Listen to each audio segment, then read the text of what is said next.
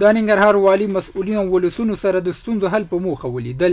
د ننګرهار والي حاجی مولا محمد نعیم مخوند خپل کار په دفتر کې د یو شمېر ادارو مسؤلینو سره د بیلابیلو موضوعاتو حل په موخه ولیدل او دوی ته د لازم اجراءاتو لارښوونې وکړې. همداراز د دوی ستونزې غوښتنې هم واورېدې او د همکارۍ ډاډ یې ورکړ.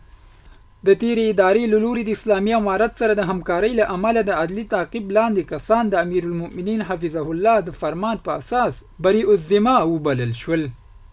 جلال آباد ښار دویمه ناحیې اړوند تالاشۍ څلور لارې کې د بېګانۍ اورلګېدنې له امله هټیوالو ته میلیونونه افغانۍ زیان اوښتی. هټیوال وایي د امنیه قومندانۍ اوروژنې ټیمونو سیمې ته پر وخت رسېدل د دې لامل شول چې د اورلګېدنې له امله د زیات زیان د اوښتو مخه ونیول شي.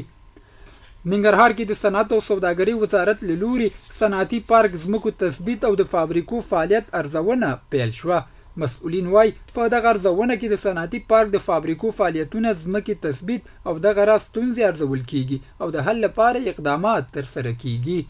د جلال آباد ښار دریمې ناحیې اړوند د کابل سیند پر غاړه د 683 متره په اوږدوالي استنادي دیوال جوړ شوی.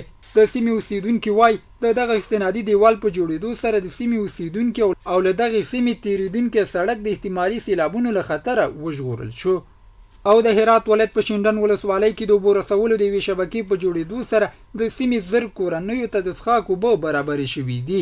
د یاد ولایت د اوبو رسونې شرکت رئیس مولوي غلام محمد کظیم باختر اجانس ته ویلي چې د دغه ولایت په شینډن ولسوالۍ کې د سرې میاشتې نړیوالې ټولنې په مالي ملاتړ د 3 میلیونه افغانیو په لګښت د اوبو رسولو د یوې شبکې په جوړېدو سره د سیمې زر کورنیو ته د څښاک اوبه برابرې شوي دي.